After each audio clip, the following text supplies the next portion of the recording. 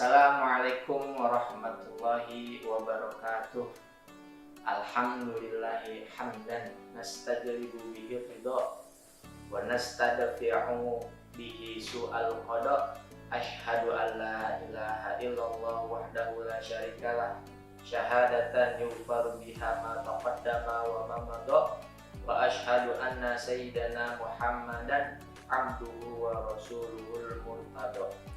Wa sallallahu alaihi wasallam wa ala alihi wa sahbihil muqtafina sabilahu fi kulli ihjamin wa imdo.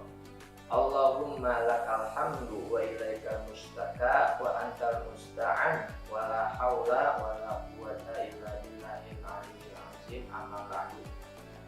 Yaqulullahu ta'ala fil Qur'anil Karim, a'udzu billahi minasyaitonir rajim, wa ma khalaqtul jinna wal insa illa liya'budun. Salam hormat, salam ta'zim kepada Kepala Sekolah SMK Nurul Huda, Ibu Hajar Susilowati MPDI, yang saya hormati pula Wakil Kepala Sekolah bidang kurikulum Bapak Muslim, dan juga Wakil Kepala bidang kesiswaan Bapak Dr. Andes Haji Bukhari, dan juga yang saya hormati Kepala Program bidang akuntansi, Kepala Program Teknik Komputer Jaringan, serta para rekan guru dan staf yang saya hormati.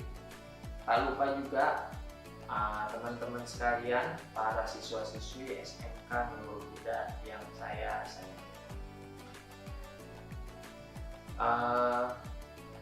Hari ini temanya adalah tentang akidah, akhlak, dan budi pekerti.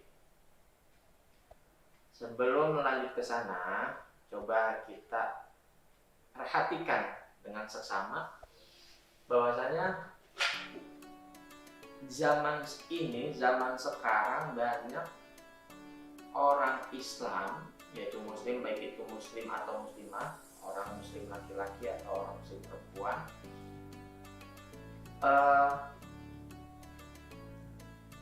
tidak mengerti betul, tidak memahami dengan penuh keyakinan akidah yang ada dalam Islam. Jadi mereka ya sholat, mereka puasa, mereka zakat, menunaikan segala yang sudah diperintahkan oleh Rasul, meninggalkan atau menjauhi segala dilarang oleh Rasul dan Allah, ya, Allah Subhanahu wa Ta'ala. Tapi nggak mengerti, nggak paham Allah itu siapa, Allah itu apa. Jadi sebatas pengetahuan ya Allah itu Tuhan, hanya sebatas tok itu. Nah, oleh sebab itu hari ini kita akan bahas tentang tema akidah, akhlak, dan juga budi pekerti. Pertama, akidah. Agama Islam itu agama tauhid, yakni agama yang mengesahkan sang penciptanya, yaitu Allah Subhanahu wa Ta'ala, dengan penuh keyakinan dan juga kemantapan hati, serta meniadakan apapun sesuatu yang setara atau sama kedudukannya dengan Allah Subhanahu wa Ta'ala. Agama para anbiya, ya, para nabi, agama para rasul memang ada diciptakan untuk mengenalkan manusia, makhluk-makhluknya yang diberikan akal itu untuk mengerti, memahami bahwasanya ada Tuhan yang benar, yang patut, yang harus mesti disembah. Jadi kalau misalnya kita bicara zaman dulu itu, ketika Nabi Muhammad itu ada yang namanya Manat, ada Lata, ada Uzza, berhala. Nah, pada sekarang abad-abad ini nih, masa-masa sekarang, berhala itu berubah. Artinya berhalanya memang nggak patuh, cuma secara nggak langsung mereka, yaitu orang-orang yang ada di lingkungan kita ya, meyakini secara nggak sadar nih, cuman meyakini bahwasanya mereka lebih butuh kepada harta, mereka lebih butuh kepada tahta, mereka lebih butuh nih kalau anak-anak sekolah lebih kepada kuota. Padahal itu ya nggak ada pun nggak masalah, nggak menjadi landasan, nggak menjadi asas, nggak menjadi pokok bahwasanya manusia itu salah atau menjalankan sesuatu, menjalankan kehidupan ini nggak beres, nggak benar. Justru yang nggak beres itu ketika kita hidup berbuat sesuatu tapi tidak meyakini betul bahwasanya kita ini bergerak oleh siapa, disebabkan oleh siapa, dan kita ini bisa menarik nafas, buang nafas, bisa melihat, bisa mendengar, itu atas dasar kudrat atau kekuatan yang dimiliki oleh siapa. Karena memang manusia itu sebenarnya meninggal, artinya maut dalam keadaan ya sebenarnya bangkai, cuma memang di wanafaqo fihi min ruhi, dalam Al-Quran itu ditiupkan manusia itu ruh dari Rabbul Alamin, akhirnya hidup.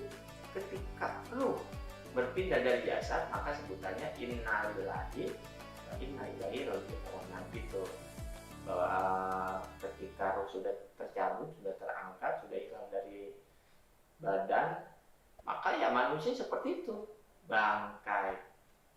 Nah, di dunia ini kalau nggak paham akidah, nggak mengerti akidah, tidak meyakini akidah, maka semuanya walaupun sholatnya rajin, zakatnya jalan terus, puasanya nggak ada yang bolong, ya percuma.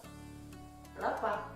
Dalam kitab itu pernah ada satu ayat Imam Ali Karomah wajah menyebutkan kaifa a'bud mala ariful ma'bud, bagaimana saya mau nyembah sedangkan apa yang saya sembah saya nggak paham, saya nggak ngerti, kamu menyembah apa? Oleh sebab itu akidah ini adalah menjadi landasan, menjadi asas, menjadi fondasi yang fundamen yang wajib, tidak boleh tidak harus ada di setiap orang Islam, baik itu laki-laki ataupun perempuan. Nah, setelah itu meyakini dengan kemantapan hati, meniadakan sesuatu apapun yang setara atau sama kedudukannya dengan Allah, juga meyakini dengan penuh keyakinan serta kemantapan hati bahwa Kanjeng Nabi Muhammad SAW sebagai Rasulullah yang tidak ada Nabi dan Rasul setelahnya. Nah, belum lama viral nih, ada orang ngaku Nabi, ada orang ngaku Rasul. Walaupun omongannya hebat, omongannya bisa buat buat orang lain itu ikut, gampang terteror lah pikirannya, ya tetap tidak ada nama. Itu udah ketetapan, itu namanya udah sunnatullah, sudah ketetapan bahwasanya Nabi itu khatamul anbiya wal mursalin, penutup dari para nabi dan juga penutup dari para rasul. Itu yang wajib kita yakini, bukan hanya dipahami, yang harus kita yakini. Nah, sekarang kita akan coba mengorek, coba kita mengkaji akidah ini sebenarnya apa sih. Jadi akidah itu bisa dikatakan tauhid, akidah itu bisa dikatakan iman, keimanan seseorang. Jadi akidah itu berasal dari kata aqoda yaqidu aqdan.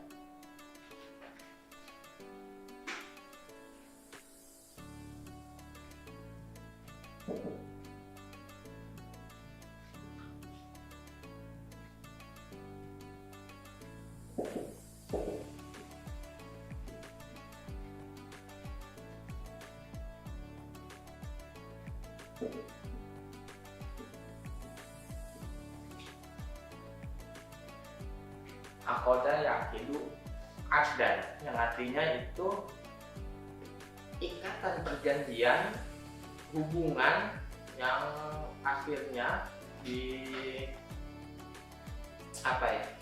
salah satu arti atau terjemah yang mengarah kepada arti sebenarnya atau makna akidah itu adalah komitmen.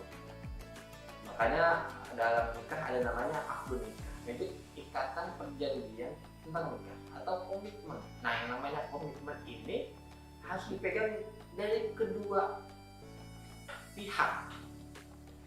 Nah, ini akidah secara bahasa.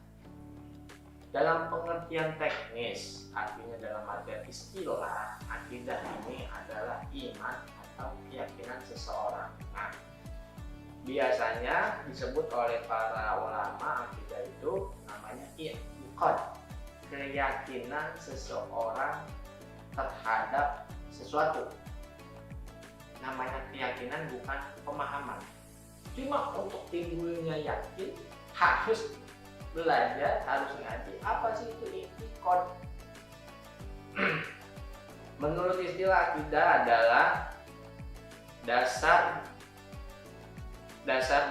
pokok kepercayaan atau keyakinan hati seorang muslim yang bersumber dari ajaran Islam, yang wajib dipegang oleh setiap muslim sebagai sumber keyakinan yang mengikat. Saya ulangin, dasar pokok kepercayaan atau keyakinan hati seorang muslim yang bersumber dari ajaran Islam.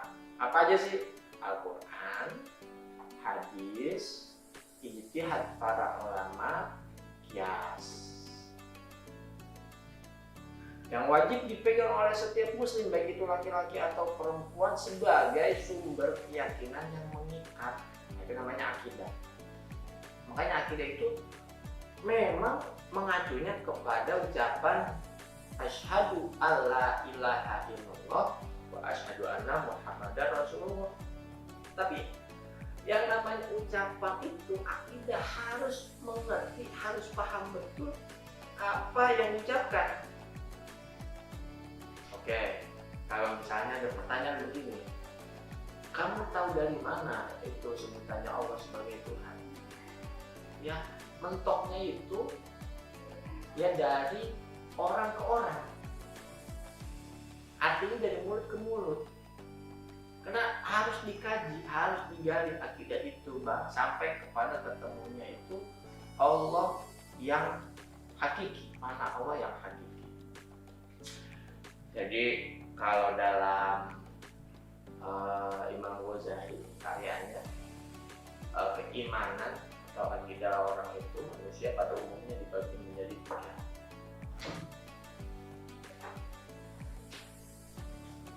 Imam Ghazali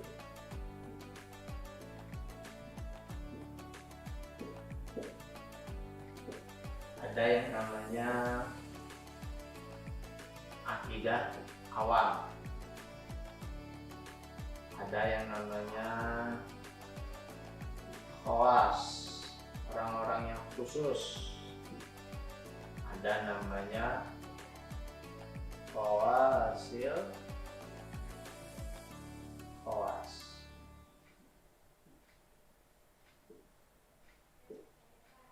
Awam itu yang pada umumnya.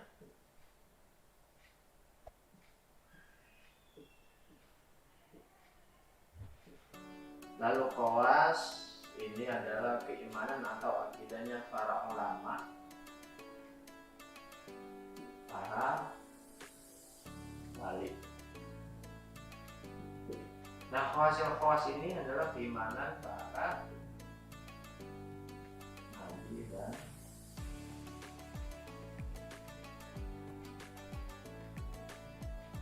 rasul. Nah, mengacu kepada jenis ini, ada namanya akidah awam, ada namanya akidah khawas, ada namanya akidah khawasul khawas. Yang mana yang bagian kita? Atau mungkin jangan-jangan awam aja, level yang paling pertama kita enggak. Nah, dalam karya-karya ulama ahli tauhid Ahlussunnah wal Jamaah, Ahmadiyah, mayoritas para ulama berpendapat sama bahwa mengetahui sifat wajib, mustahil, jaiz bagi Allah dan Rasulnya adalah suatu kewajiban individu, yaitu fardu ain, wajib perorangan yang tidak bisa diwakilkan.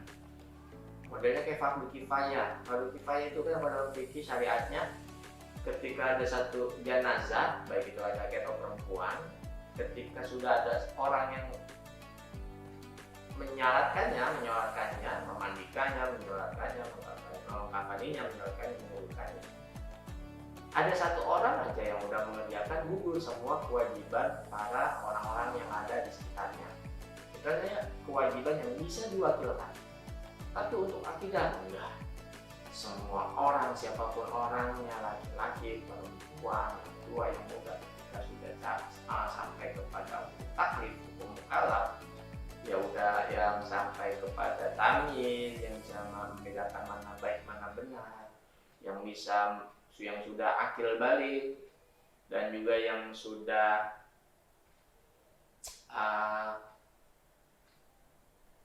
yang enggak gila. Artinya yang enggak gila ya, walaupun tua tapi gila itu enggak wajib berakidah. Ya gila, gimana mau berakidah? Nah, dalam misalnya ya dalam kitab Risalah Tauhid karya Syekh Ibrahim Al-Bajuri, atau dalam makalah lain, ucapan lain, ada orang yang disebutnya Al-Bajuri, yang kitabnya itu disyarahkan salah satunya oleh ulama terkenal dari Indonesia, namanya Syekh Nawawi Al-Bantani. Nama kitabnya Fijan Durori, atau sebagian menyebutkan Fijan Darori, menerangkan yajibu ala kulli mukallafin an ya'rifa ma yajibu fi haqqihi ta'ala wa ma yastahilu wa ma yajibu. Suatu kewajiban bagi setiap mukallaf, tadi orang yang sudah bisa membedakan yang mana benar, yang mana salah, yang sudah akil balik, yang sehat akalnya, yaitu orang yang enggak gila, masih waras. Itu namanya orang yang sudah mukallaf, terkena hukum taklif. Apa? Yaitu mengerti sifat wajib, aya'rifa ma yajibu fi haqqi ta'ala, mengerti sifat wajib, wa ma yastahilu, sifat mustahil, wa ma yajuzu, dan juga sifat jaiz bagi Allah Ta'ala. Jadi meyakini, mempelajari, mengkaji sifat wajib, mustahil, jaiz bagi Allah itu merupakan kewajiban bagi setiap orang muslim, bagi setiap mukallaf, baik itu laki-laki atau perempuan. Nah, dalam kitab Matan Zubat misalnya ada namanya maqalah dari ulama itu, awal wajibin alal insani ma'rifatul ilahi bistiqoni. Permulaan yang wajib dikerjakan oleh manusia adalah mengenal Tuhan, atau kita serap ya, isti'arah meminjam bahasa dari Arab, bermakrifat kepada Tuhan dengan penuh keyakinan. Bermakrifat kepada Tuhan dengan penuh keyakinan. Artinya kita nggak boleh kenal spidol dulu nih kalau belum kenal Tuhan. Kita nggak boleh kenal HP kalau belum kenal Tuhan. Belum boleh kenal laptop, belum boleh kenal orang lain kalau belum kenal Tuhan. Artinya ini adalah kewajiban yang paling pertama. Yang paling pertama, orang sebelum mengerjakan sholat harus paham siapa yang disembah, menghadap siapakah orang-orang sholat. Nah, ini namanya kajian dalam akidah. Makanya disebutkan yang namanya akidah itu adalah bapak moyangnya ilmu. Tauhid ya, tauhid itu adalah bapak moyangnya ilmu. Kenapa? Karena tauhid adalah kepala dari satu badan atau struktur. Ketika kepalanya nggak ada, yaitu dalam artian tauhid itu nggak ada, percuma mengerjakan sholat, percuma mengerjakan puasa, percuma mengerjakan ibadah-ibadah yang lain yang sifat wajib atau mandub. Kalau nggak ngerti tauhid, ya fa'alimun Walaupun man diberi ilmin yang amalu itu laku. Siapa saja orang yang beramal mengerjakan sesuatu cuma nggak paham, nggak ngerti mereka atau dia ini mengerjakan sesuatu atas dasar apa, Tuhannya siapa, maka amalu semua amalnya ditolak, jadi dia percuma gitu. Nah, ada lagi, atau juga menurut Syekh Al-Alamah Al-Faqih Muhammad dalam karyanya namanya Kifayatul Awam. Nah, kitab Kifayatul Awam itu dikarang oleh Al-Faqih Muhammad. Kalau kata beliau, i'lam annahu yajibu ala kulli muslimin an ya'rifa khamsina aqidatin wa kullu aqidatin yajibu alaihi an ya'rifa laha dalilan ijmaliyan au tafsilian. Ketahuilah manusia, sungguhnya wajib bagi setiap muslim mengerti 50 akidah. Nah, setiap muslim wajib juga mengerti dalil secara ijmal, secara global, ataupun tafsilian secara terperinci dari setiap akidah. Inilah akidahnya orang awam. Nah, oke. Coba mulai kita runut ya, akidahnya orang awam.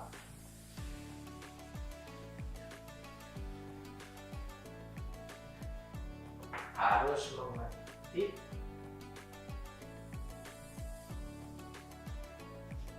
wajib,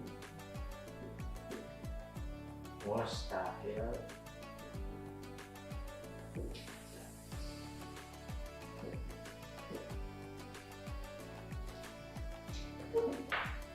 apa sifat yang wajib bagi Allah, apa yang sifat mustahil bagi Allah, apa yang sifat apa yang dia bagi Allah. Ketika orang itu masih belum paham, masih belum ngerti, itu sama saja mereka tidak memiliki akidah.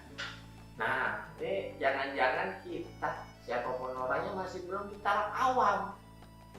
Nah, sebutannya dalam kitab Sifat 20, karya dari Habib Utsman bin Yahya, salah satu mufti Betawi yang terkenal pada masanya, menyebutkan orang yang tidak mengerti ini jahil murakkab. Jahil orang yang bodoh, murakkab yang mudah tersusun-susun. Artinya ngerjain sesuatu cuma nggak ngerti. Sholat untuk siapa, sholat ngadepnya ke siapa, benar sebutannya Allah, tapi nggak pernah, nggak ngerti atau bahasa tidak bermarifat kepada Allah, percuma. Nah, ini kita awam aja enggak, udah sosokan ngomongin hadis, sudah sosokan ngomongin syariat, cuma dapat cuma terus. Nah, banyak bahkan sampai ada salah satu makalah dari kiai itu, iman itu terbagi menjadi ada 5 jenis. Iman para malaikat, iman para nabi, iman para nabi dan para rasul, iman para wali, iman manusia pada umumnya. Nah, ini sama iman yang selain dari 4 ini. Nah, iman manusia yang paling bawah itu iman yang orang awam. Kita iman orang awam aja kagak. Astagfirullah rabbal baraya. Ngaji jangan cuma diam di rumah, puasa, baca Quran sih rajin, terus sholat tarawih rajin, mau ngaji bukan akidah pada nolak. Ini adalah salah satu ini ilmu pokok, pemahaman yang fundament, asas, pemahaman dasar yang wajib dimengerti, yang kemudian hasilnya adalah keyakinan dari orang yang mempelajari atau mengkaji. Sampai mereka ini bisa melakukan sesuatu itu ada dasarnya. Orang mengerjakan sesuatu kalau tidak memiliki dasar, kosong nyari bunyinya, ngerjain sesuatu. Contoh misalnya, kalau digambarkan gitu ya, kita main ke rumah teman, cuma memang nggak ada niat, nggak ada maksud dan tujuan. itu dianggap aneh sebenarnya. Ini dalam kategori sama-sama manusia ya. Lo ngapain sih? Enggak, main aja. Oh, main aja. Dia mainnya ngapain? Nggak jelas jadinya. Itu dalam pekerjaan sehari-hari itu sama-sama manusia ya. Jadi nanti sejalan-jalannya, seketemu ini senyasar-nyasarnya, ini yang bahaya, ini yang enggak. Sholat lagi, cuma nggak ngerti sholat itu apa, mananya sholat itu apa, terus menghadap kiblat, ya pokoknya tidak mengerti Allah itu siapa dan apa. Sampai nanti lucunya orang udah beribadah, bukan beribadah tapi beramaliyah, yang amaliyahnya itu syariatnya ibadah, di alam kubur ditanya man rabbuka nggak bisa jawab, padahal sholatnya secara fisik rajin. Nah, ini yang banyak terjadi di sekitar manusia. Kodenya lagi rajin, Ramadan ini lagi, terus tahajudnya mantap, gua nggak ngerti tidak nihil dalam bahasa Eropa itu namanya nonsen, gak nyambung karena nggak pandang. Nah, di sini kita nggak bahas sampai panjang ya, hanya beberapa keterangan aja, karena bagaimanapun kalian yang ada di rumah itu harus mengkaji kepada guru mursyid atau guru yang memang paham betul tentang hal ini. Bukan cuma hanya bisa ucapan orang ngomong, cuma ketika ada pertanyaan tak bisa terjawab gitu. Karena orang yang sudah berakidah, akidahnya kuat, pertanyaan yang bagaimanapun yang kaitannya itu tentang ibadah terjawab pasti. Contoh misalnya, kenapa Ka'bah kok sebutannya Baitullah, berarti Allah bertempat dong. Baitullah itu kan artinya rumah Allah. Nah, itu ketika lampungan itu nggak bisa terjawab, tidak jadi imannya nggak sah. Kenapa? Karena iman yang sah itu sudah tidak merasa bingung, sudah tidak merasa sedih, tidak merasa gentar menghadapi hidup. Nah, di sini coba saya tulis ya.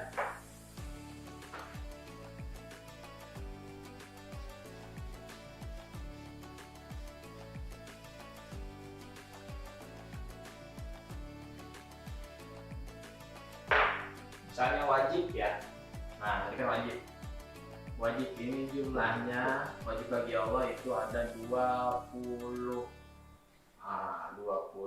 akidah sifat, 20 sifat.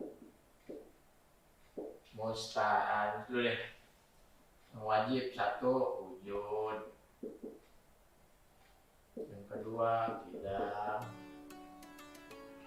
yang ketiga bako, yang keempat mukhalafatu bil hawadits,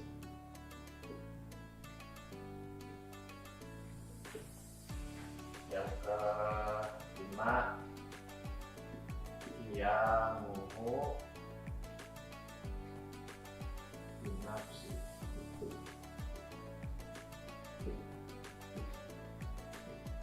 keenam wahdan,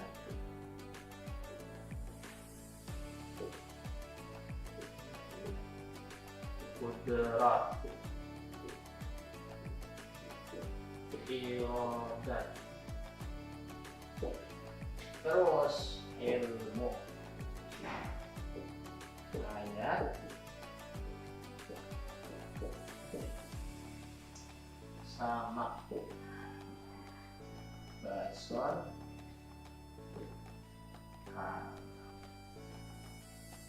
lalu turunannya ada namanya hodiron, muridan, aliman, hayyan,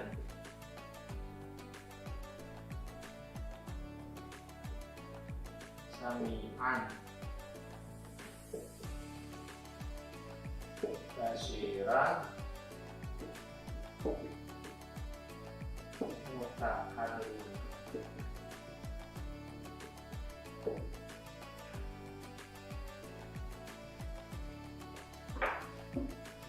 Dibaca wujud, idam, bakok, mukhalafatul hawadisi, qiyamuhu binafsihi, wahdaniyat, kudrah, iradah, ilmu, hayat, sama, basor, kalam, khodiron, muridan, aliman, hayan, sami'an, basiron, mutakaliman. Ada 20 akidah yang wajib pada zat Allah Subhanahu wa Ta'ala.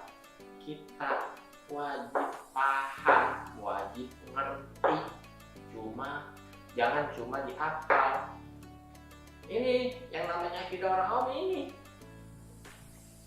mengerti, memahami yang namanya wajib dari wujud sampai mutakaliman. Kalau baru timbang hafal, insya Allah ya.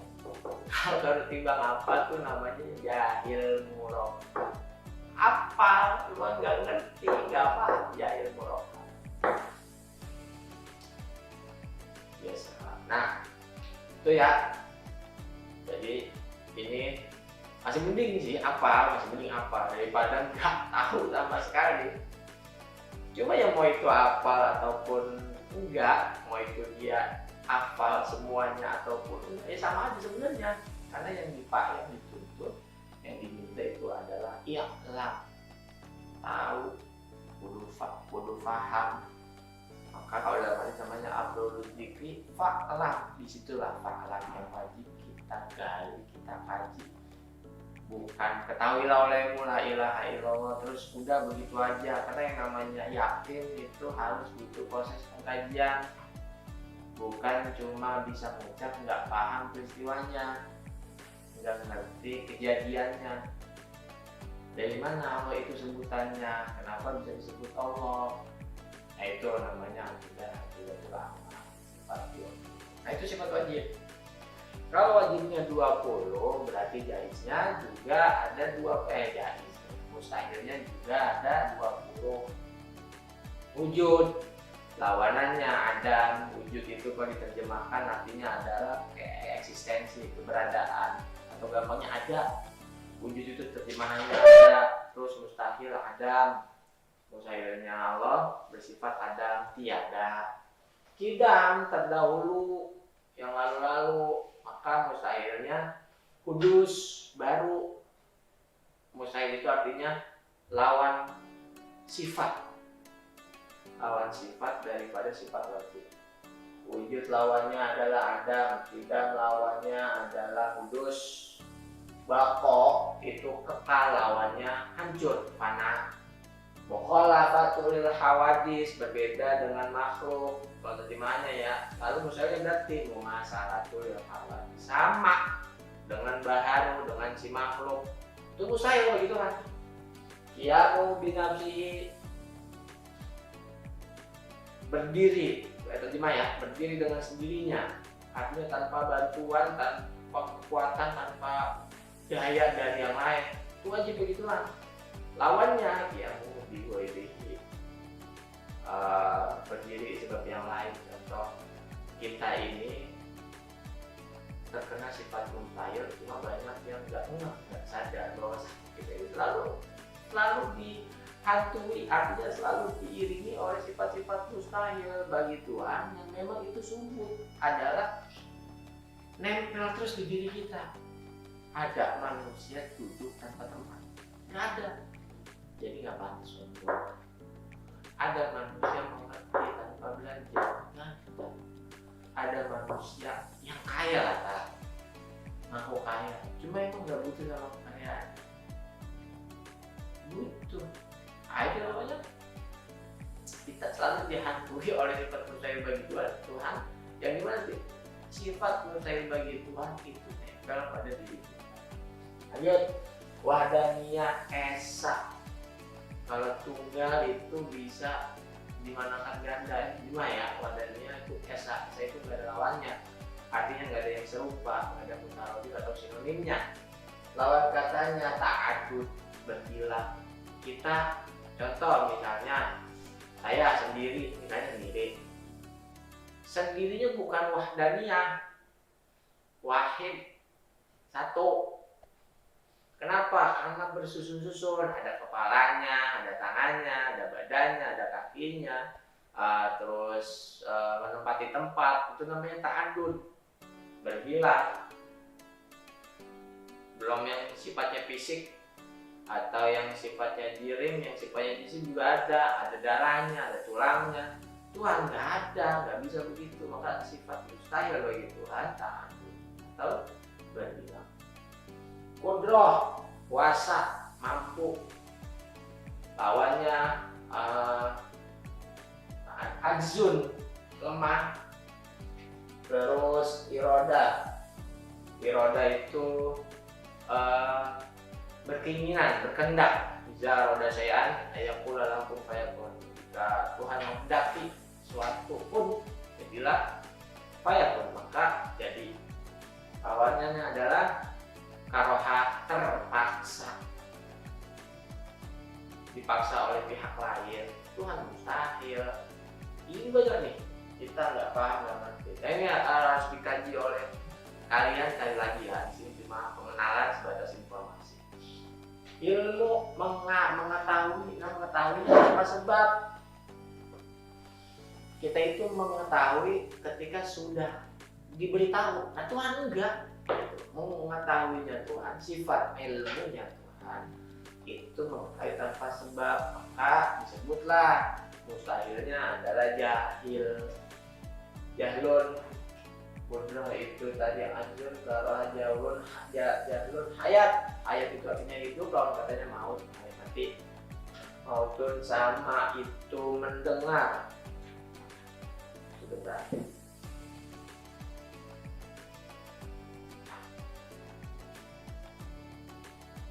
Sama itu mendengar, lawan katanya budek. Tidak mendengar apa?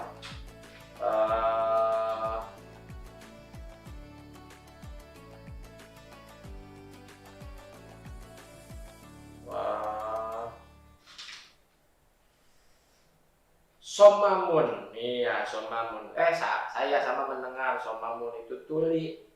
Basor, melihat. Sifat basornya Tuhan itu bukan sebab melihat sesuatu baru bisa kelihatan kayak manusia. Jangan samakan.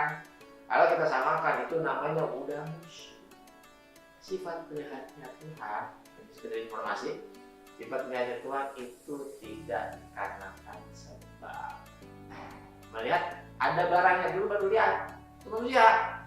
Nah, itu sebutannya sifat mustahil. Namanya umyun, buta. Lalu wajib sebagai sifat Allah kalam. Kalam itu berbicara. Kalam itu lawannya hukmun. Apa? Hukmun, bisu. Nggak bisa ngomong, nggak berubah orang itu. Nah, terus qadiron berarti lawan katanya adalah ajizan. Muridan lawan katanya karihan. Aliman lawan katanya jahilan. Hayyan lawan katanya mayitan. Samian lawan katanya asomma. Terus basiran lawan katanya a'ma. Basiran yang maha melihat. Sifat wajibnya maha melihat berarti sifat mustahilnya tidak maha melihat atau buta. Yang maha melihat berarti yang buta. Buta itu namanya a'ma. Mutakaliman yang maha berbicara lawan katanya abkar. Yang maha bisu. Itu mustahil bagi Tuhan. Jadi 40 tuh. Sifat wajib bagi Allah 20, sifat mustahil bagi Allah 20. Ini baru 40. Belum jadi aqidatul awam. Aqidatul awam gimana? Tahu sifat jais bagi Allah 1, filukuli mungkin awqatuhu. Satu nih. Lalu karena 41 tuh, hitung lagi coba. 41. Sifat wajib bagi nabi, bagi rasul ada 4, sidik, amanah, tabligh, fatona. Jadi 45 nih. Nah, karena sifat wajib bagi rasul ada 4, mustahilnya sudah pasti 4. Sidik, amanah, tabligh, fatona. sidik lawannya kizib, amanah lawannya khianat, tabik lawannya kitman, terus bilang tadi fatona lawan katanya kizib, ya baladah. Itu udah 4 tambah 4 8, sifat wajib bagi Rasul 4, sifat musyrik bagi Rasul 4, 4 tambah 4 8 sama tambahin 1 tadi, jadi jumlahnya udah 49. Tambahin 1, sifat jaiz bagi Rasul juga sama sebutannya, cuma berbeda, yaitu sifat jaiz bagi Rasul filukuli mungkinin autakuhu, mengerjakan sesuatu atau meninggalkannya. Nah, ketika udah mengerti 50 aqaid, mu'taqad 50 itu sebutan dalam sunnah wal jamaah dia, barulah sebutan disebut akidah, keimanan, ketuhanan, kemantapan seorang awam dalam agama. Awam dalam agama gimana gitu, tahu 50, mengerti, memahami apa itu, nggak paham, nggak ngerti, jahil murakkab gitu ya. Ukur-ukur diri kita ini termasuk jahil murakkab atau awam gitu. Bro, itu akidah ya. Lalu setelah akidah kita bahas tentang akhlak. Nah, akhlak ini sebenarnya tadi sudah paham akhlak kepada Allah, ya ini paham tentang aqaidah atau mu'taqad yang 50. Nah, ini akhlak itu secara keseluruhannya. Ajaran Islam adalah ajaran yang bersumber pada wahyu Allah atau Al-Quran. Dalam penjabarannya terdapat apa pada hadis Nabi Muhammad. Nah, masalah akhlak dalam Islam mendapat perhatian yang sangat besar. Berdasarkan bahasa, akhlak itu artinya adalah sifat atau tabiat. Adanya akhlak berdasarkan bahasa. Namun berdasarkan istilah, akhlak itu berarti kumpulan sifat, yaitu sifat-sifat yang dimiliki oleh manusia, oleh seseorang yang melahirkan perbuatan, baik itu perbuatannya baik, perbuatannya bagus, atau perbuatan buruk, perbuatannya jelek, perbuatan buruk. Pasti dikenalan namanya akidah, ada akidah. Akhlak itu ada dua, ada akhlak mahmudah, ada namanya akhlak mazmumah. Kita sebelum kepada pembagian akhlak mahmudah, akhlak mazmumah, coba kita merunut mengacu kepada konsep akhlak menurut Imam Ghazali. Akhlak menurut beliau adalah sifat yang tertanam dalam jiwa seseorang, darinya lahir perbuatan yang mudah tanpa pertimbangan pikiran terlebih dahulu. Ya, akhlak meliputi jangkauan yang sangat luas dalam aspek kehidupan. Akhlak meliputi hubungan seorang hamba dengan Tuhannya, itu vertikal dalam bentuk ritual keagamaan, sholat, ibadah-ibadah yang menghambakan diri kepada Tuhan, atau bisa juga akhlak itu berbentuk pergaulan sama manusia, hablum minallah dan hablum minannas, dan juga sifat sikap yang terpantul dari semua makhluk. Hablum minannas ada minannas ini terbagi dua, ada minal insi wal jin atau minal insi aja, ada laisa minal insi wal jin, bukan dari golongan manusia, atau akhlak kepada selain kedua itu. Selain kepada jin kepada manusia, berarti akhlaknya kepada siapa? Hewan, tumbuhan, terus lingkungan. Lingkungan itu misalnya perkotaan, pedesaan, itu ada akhlaknya. Nah, bagi seorang muslim, saya akhlak kepada Allah udah ya. Akhlak kepada Allah itu apa ya? Itu atau akidatul awam, akidatul khamsin, 50 mu'taqad, itu akidah kepada Allah. Bagi seorang muslim, akhlak yang paling baik adalah seperti yang terdapat kepada panutan kita. Siapa? Junjungan Kanjeng Nabi Muhammad SAW. Karena sifat-sifat dan perangai yang terdapat pada dirinya adalah sifat-sifat yang memang terpuji, maka sebutannya uswatun hasanah, teladan yang baik bagi seluruh kaum muslimin. Bahkan dalam Al-Qur'annya itu Al-Qalam wa innaka la'ala khuluqin azim, yang artinya sungguhnya kamu hai Muhammad benar-benar memiliki budi pekerti atau akhlak yang agung. Itu sudah nas. Nas itu apa sih? Al-Quran. Kau tanya Al-Quran itu siapa? Ya kalamu. Al-Quran itu apa? Ya kalamu. Nah, kata akhlak secara etimologi berasal dari bahasa Arab. Bentuk jamannya adalah khuluq.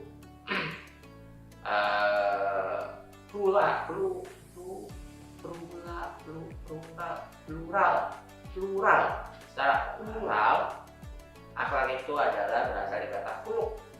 Khuluqun. Tadi khuluqin, khuluq. Yang secara bahasa itu artinya adalah perangai, tingkah laku dan tabiat.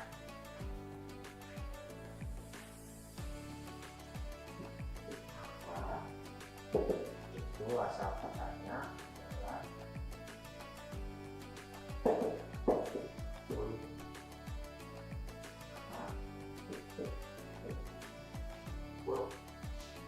Artinya perangai, tabiat,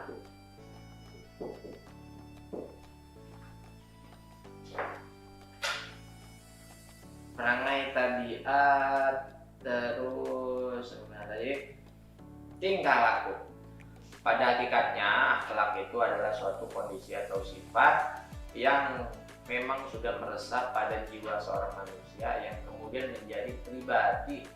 Dari situ timbullah berbagai macam perbuatan yang dilakukan dengan secara spontan atau mudah tanpa dibuat-buat atau tanpa melakukan pemikiran terlebih dahulu.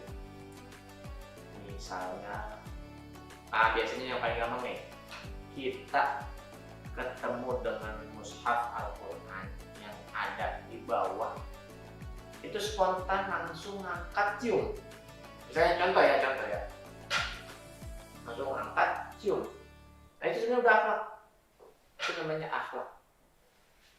Jadi spontan, nggak pakai dipikirin dulu. Makanya dipikirin, buat apa buat cium? Itu kan cuma tulisan. Jadi nggak namanya akhlak, nggak perlu pemikiran yang sifatnya spontan. Apabila dari kondisi tadi timbullah kelakuan yang baik dan terpuji menurut pandangan syariat dan akal pikiran, maka itu dinamakan budi pekerti mulia. Jika kondisi tadi timbullah kelakuan baik dan terpuji, itu namanya akhlak mahmudah.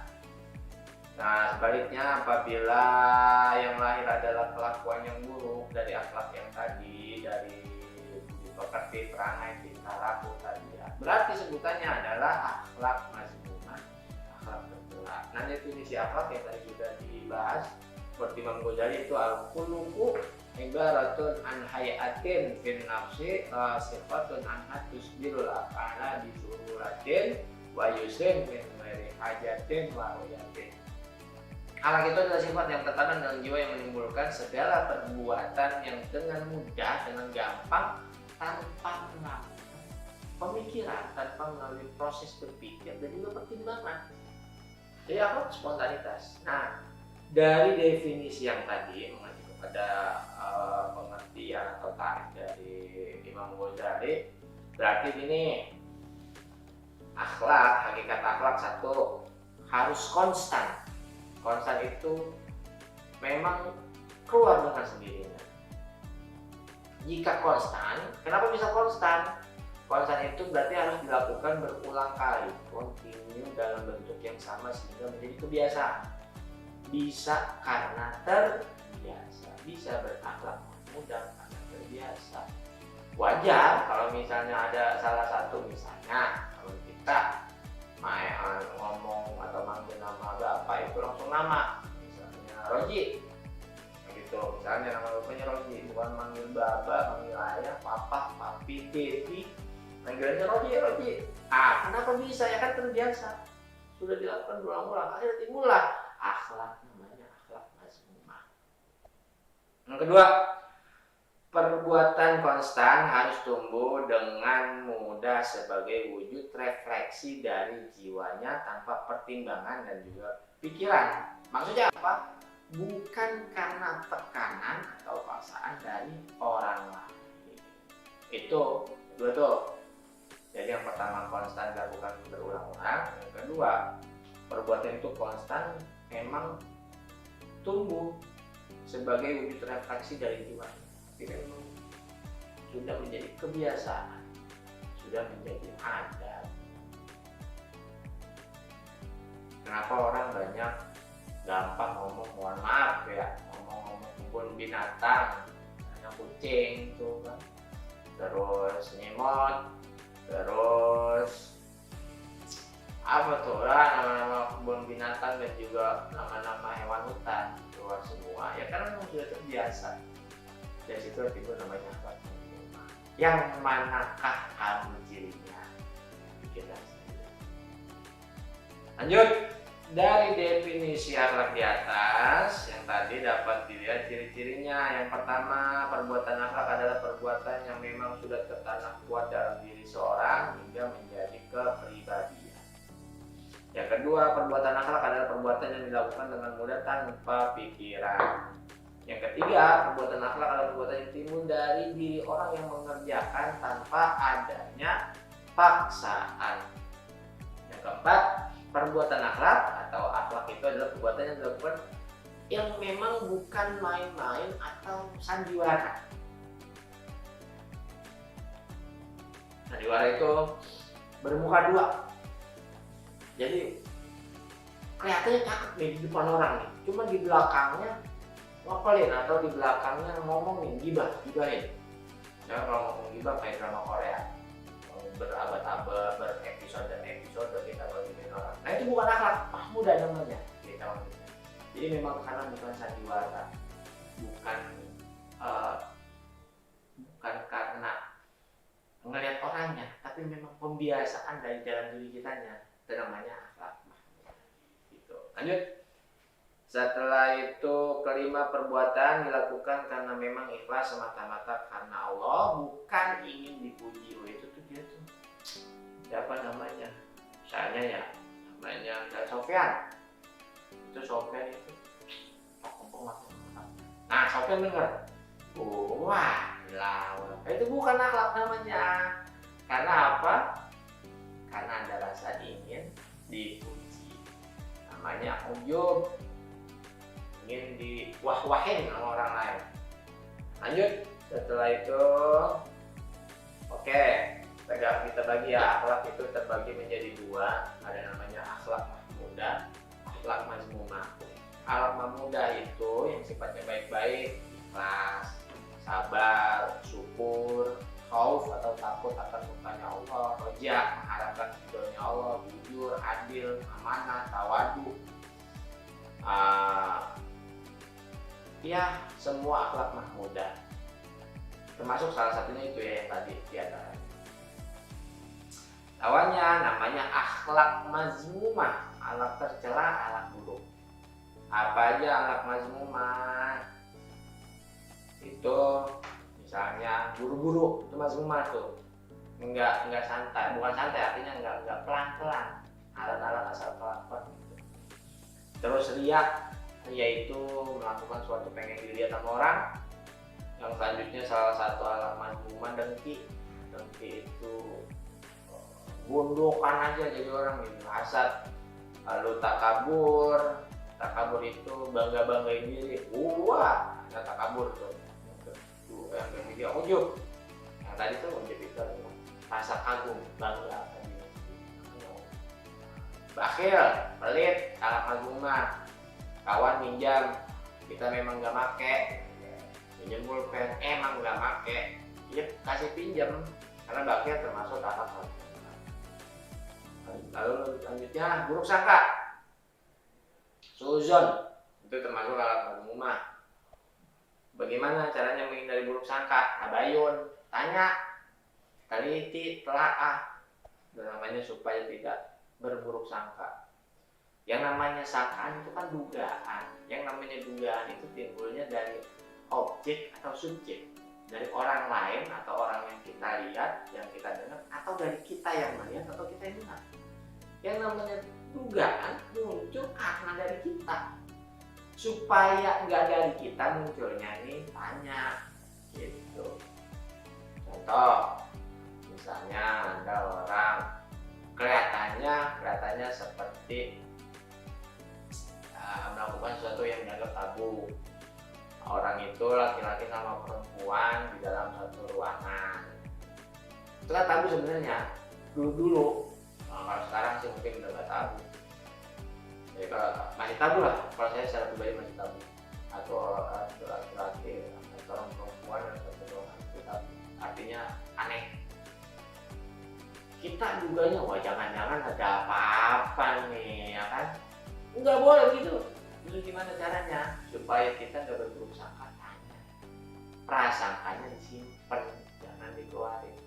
Tanya bang atau bro, kalau misalnya sama-sama laki, kalau misalnya ditanya sama perempuan, sis ya, dia ngomongnya sis, atau tadi lu ngapain dan nah itu namanya tabayun, mencari kejelasan.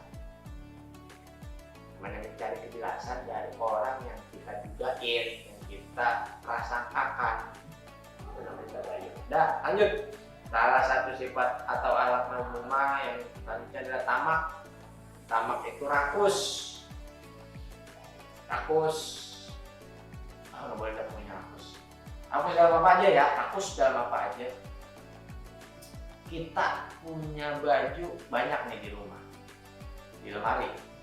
Yang warna merah udah 4, warna biru 2, warna hijaunya 1, warna kuning misalnya 6. Karena dia suka warna kuning, SpongeBob.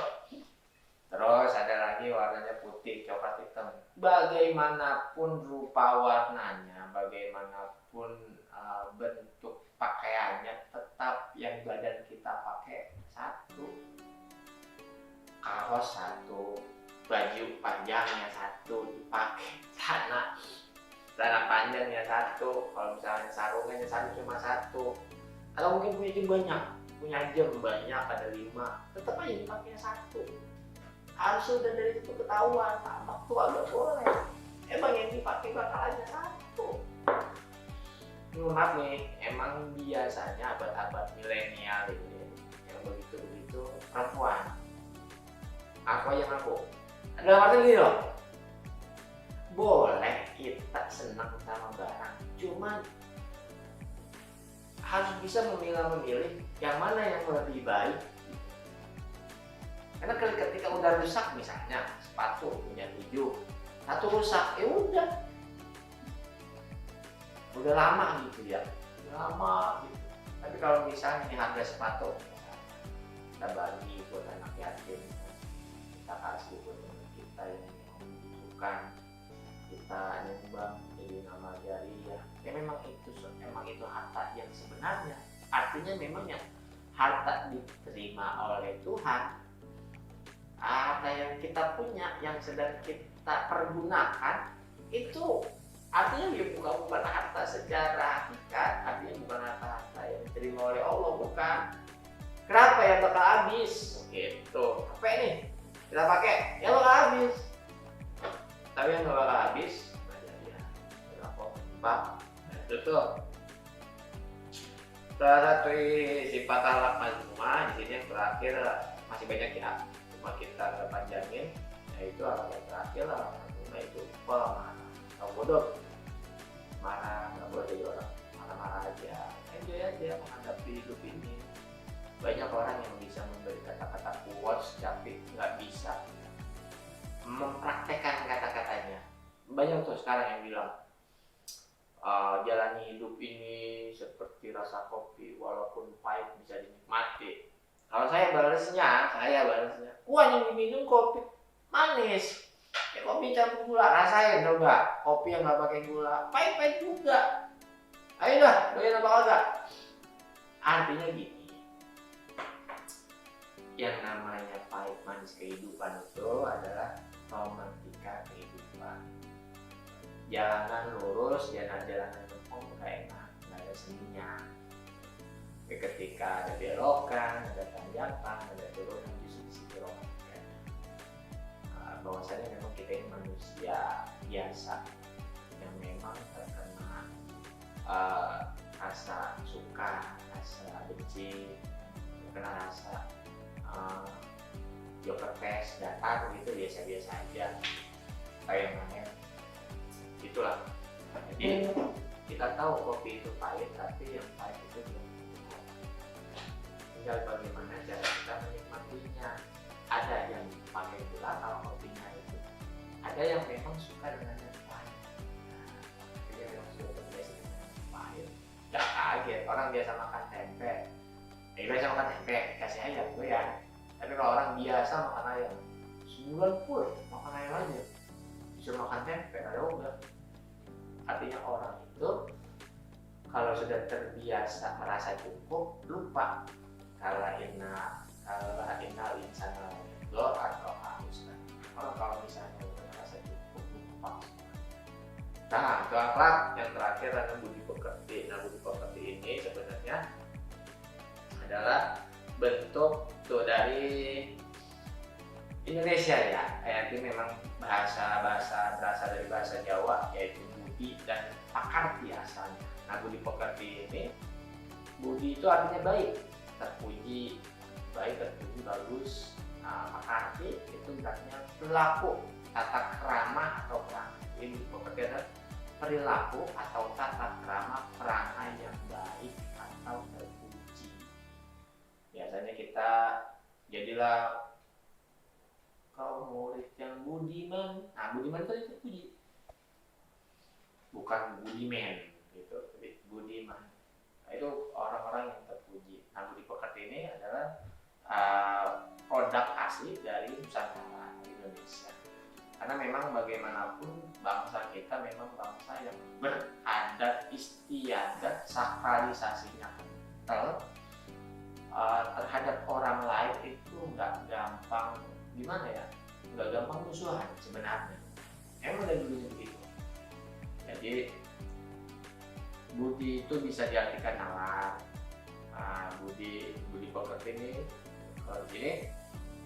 meliputi cipta, rasa, karsa. Cipta itu pikiran, rasa itu perasaan, karsa itu perilaku. Jadi budi pekerti itu budi atau kebaikan, sesuatu yang terpuji yang dikertikan, diaktualisasikan, digerakkan, dikerjakan. Namanya budi pekerti. Dengan demikian, budi pekerti adalah aplikasi atau wujud perilaku sikap manusia yang luhur. Luhur itu apa? Yang mulia, tinggi. Apa sih sikap manusia yang tinggi? Memanusiakan manusia. Jadi orang yang ngata-ngatain itu, itulah pokoknya, misalnya ngata-ngatain itu. Jadi secara tidak sadar dia sebenarnya bukan manusia, karena tidak memanusiakan manusia. Kita nggak begitu nanti ya. Lanjut. Jadi budi pekerti diwujudkan dalam perbuatan, pikiran, perkataan, perasaan, dan kepribadian. Bukan cuma perbuatan doang, tapi perkataan. Jadi budi pekerti itu mencakup kepada perbuatan, kepada perasaan, emosional maksudnya ya. Terus kepada pikiran, gak gampang pikir aneh-aneh, pikir macam-macam. Dan juga kepribadian. Kepribadian ini namanya watak atau tabiat. Budi pekerti itu tidak diajarkan, tapi diteladankan. Kita harus mencontoh siapa yang memiliki budi pekerti.